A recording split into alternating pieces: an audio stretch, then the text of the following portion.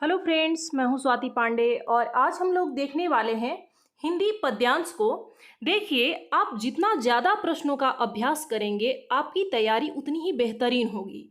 और सीटेट की अगर बात की जाए तो इसमें आप चीज़ों को, थ्योरी को केवल पढ़कर रट कर इसको क्लियर नहीं कर सकते और इसमें अच्छे अंक प्राप्त नहीं कर सकते। इसके लिए ज़रूरी है कि आप ज़्यादा से ज़्यादा प्रश्नों का अभ्यास करें ताकि आपको पता हो कि क्वेश्चन किस टाइप के पूछे जाते हैं। तो चलिए शुरू करते हैं।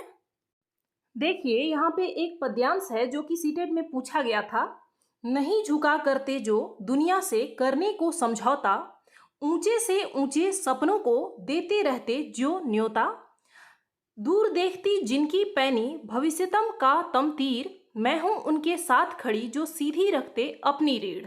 अब इस पर आधारित प्रश्नों को देखेंगे। पहला प्रश्न है, कविता की पंक्तियों के अनुसार कविता किसके साथ खड़ी है?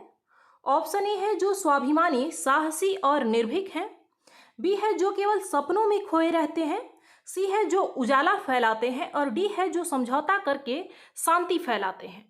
तो देखिए, ऑप्शन ए हमारा सही हो जाएगा, जो स्वाभिमानी है, साथ ही साहसी और निर्भीक हैं। कविता में यही कहा गया है कि मैं हूं उनके साथ खड़ी जो सीधी रखते अपनी रीढ़। तो इसका अर्थ यही है, भावार्थ यही है।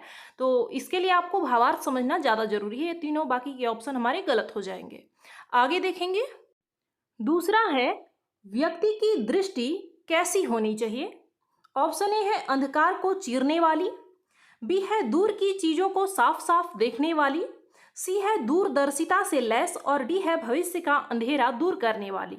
तो देखिए, कविता के अनुसार जो हमारा पद्यांश दिया हुआ था उसके अनुसार व्यक्ति की दृष्टि जो है वो दूरदर्शिता वाली होनी चाहिए, जिससे कि वो देख सके कि भविष्य में क्या होने वाला है, क्या सही होगा, क्या गलत होगा। इसके हिसाब से मतलब दूरदर्शी हो उसके विचार।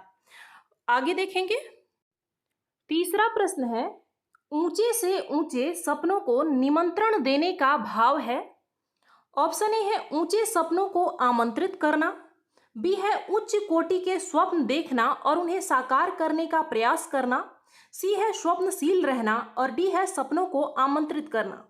तो देखिए, इसका जो सही आंसर हो जाएगा वो है हमारा ऑप्शन बी, यानी कि उच्च कोटि के स्वप्न देखें और साथ ही उन्हें साकार करने के लिए प्रयास भी रहें। ये नहीं है कि केवल स्वप्नशील है, सपने में ही खोए हुए हैं, ऐसा कुछ भी नहीं। या फिर हम सपने तो बहुत देख रहे हैं और उसको प्रयास पूरा करने का कोई प्रयास ही नहीं कर रहे, तो यह गलत हो जाएगा। ऑप्शन बी हमारा सही है। आगे देखेंगे। अगला प्रश्न है, तम शब्द का पर्यायवाची है। ऑप्शन ए है यामिनी, बी है रात, सी है अंधकार और डी है निशा।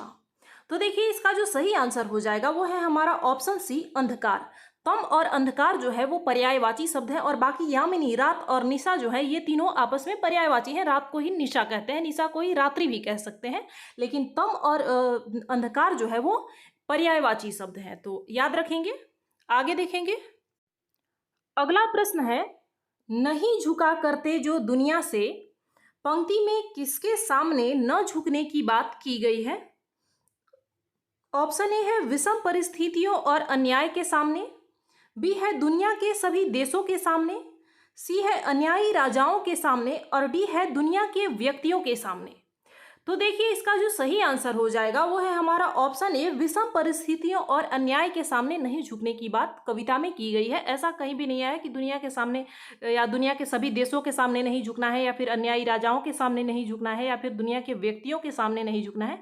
इस झुकने की बात नहीं की गई है, वहां पे परिस्थितियों की बात की गई है। आगे देखेंगे। अगला और अंतिम प्रश्न है, सीधी रीढ़ का आशय है। ऑप्शन ए है आत्मनिर्भर होना। बी है सीधी बात कहना। सी है स्वाभिमानी और स्वावलंबी होना और डी है अभिमानी होना। तो देखिए, इसका जो सही आंसर हो जाएगा वो है हमारा ऑप्शन सी, स्वाभिमानी और स्वावलंबी होना। स्वाभिमान की बात कहाँ पर आई? जहाँ कविता में कहा गया है कि मैं हूं उनके साथ खड़ी जो सीधी रखते अपनी रीढ़। तो इसमें स्वाभिमान भी है कि हमें गलत चीज़ों या परिस्थितियों के सामने नहीं झुकना है। तो स्वाभिमानी और स्वावलंबी होना इसका सही आंसर हो जाएगा। आत्मनिर्भर होना केवल नहीं होगा, और इसमें ये दोनों बातें शामिल हो गई। तो आज के लिए बस इतना ही। मिलते हैं अगली क्लास में। धन्यवाद।